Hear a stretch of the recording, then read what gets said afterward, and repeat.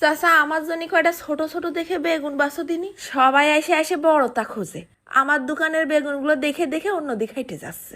আরে মনি তুই দেখতিস উল্টো। আরে দেও দিনই ছোট দেখেই দাও, ভাজি খাবো। এই বেগুন ভাজি খাবি? মানুষ তো দেখি বড় বড় শাক বেগুনের ভাজি খায়। আরে বাপু জলদি করে মাপো দিনি, বৃষ্টি চলে আসতেছে। তোমার বেগুনগুলো যে বেচা হয়ে যাচ্ছে এটাই তো বড় কথা। যেদিন মাছ টাছ না থাকে সেদিন স্পেশাল কিছু না রানলে পোলাপান ভাত খাবে কোন লোভে, বোঝো না? তো বাজারে দেখলাম তাই হাফ কেজি এরকম কালো ছোট ছোট বেগুন নিয়ে নিছি। তারপর ছুরি দিয়ে চিকই চিকই কেটে নিলাম, ঠিক ভিডিওতে যেরকম দেখা যাচ্ছে। বেগুন আবার কাটার সাথে সাথে পানিতে ভিজিয়ে দিতে হবে, নাই কালা হয়ে যাবে না। এবার এক বালতি পানির ভিতরে ফেলাই দিলাম খানিকটা নুন, তারপরে দিছি এক চিমটি খানিক হলদির গুঁড়ো আর একটুখানি রসুন বাটা। ওদিকে পানিটা কিন্তু গরম হচ্ছে। তারপর চিপড়ায় ফেলাই দেবো এক পিস লেবুর রস, সুন্দর করে নেড়ে চেড়ে পানির সাথে মিশাই নিয়ে এরপর পানিটা গরম হয়ে আসলে পানির মধ্যে ছেড়ে দেবো বেগুনগুলো। পানিটা ফুটে উঠলি বেশি না, মাত্র 2 থেকে 3 মিনিট বেগুনটা জাল করে নেব। দিয়ে দিলাম আবার দুটো তেজপাতা, ঘিরানটা ফাইনা হবে না। সাথে সাথে আবার পানি থেকে থেকে তুলে নিচ্ছি। এই হাফ সিদ্ধ করে নিয়াতে বেগুনের যে একটা কাঁচা ফ্লেভার আছে তা কিন্তু দূর হয়ে গেল। সাথে সাথে পানিতে তুলে নিয়ে এসে ফেলাই দিলাম টিস্যুর পর। উপরতে আর একটা টিস্যু দিয়ে আবার মুছে নিচ্ছি। তোমরা চাইলে কিন্তু পাতলা সুতি কাপড় দিয়েও মুছে নিতে পারো, যেন পানিটা শুষে যায়। এবার নিচ্ছি 1 টেবিল চামচ আটা, ময়দা বা চালের গুঁড়ো, যার যা নিতে মনে চায়। তারপরে ফেলাই দিলাম 1 টেবিল চামচ কর্নফ্লাওয়ার, 1 টেবিল চামচ সুজি।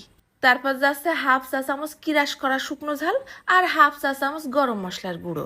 1 চিমটি খানিক নুনও কিন্তু এর মধ্যে দিছি। শুকনো মশলাগুলো চামচ দিয়ে সব নেড়ে চেড়ে মিশাই নিচ্ছি। আবার বাটিটা ঝাঁকায় ঝাঁকায়ও মিশাই নিতে পারো। এবার নিয়ে নিছি একটা ডিম, আরও একটুখানি নুন আর অল্প একটুখানি জিরের গুঁড়ো, একটুখানি ধনের গুঁড়ো।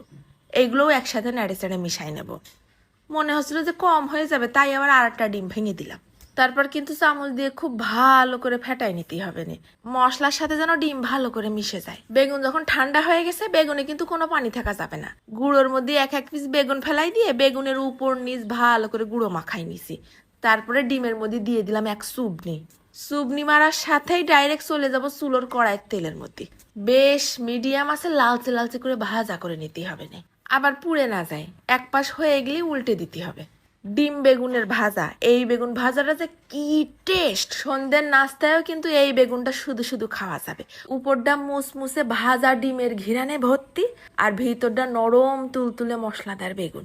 গরম গরম ভাত নিছি, আজকে আর মাছ টাছ নেই। দৈনিক মাছ খেয়ে পারা যায়, একদিন 2 দিন একটু গ্যাপ দিতে হয়। নিচি সজনে শাক ভাজি, 1 পিস লেবু, 2টো শুকনো ঝাল ভাজি আর 2টো ডিম বেগুনের ভাজি।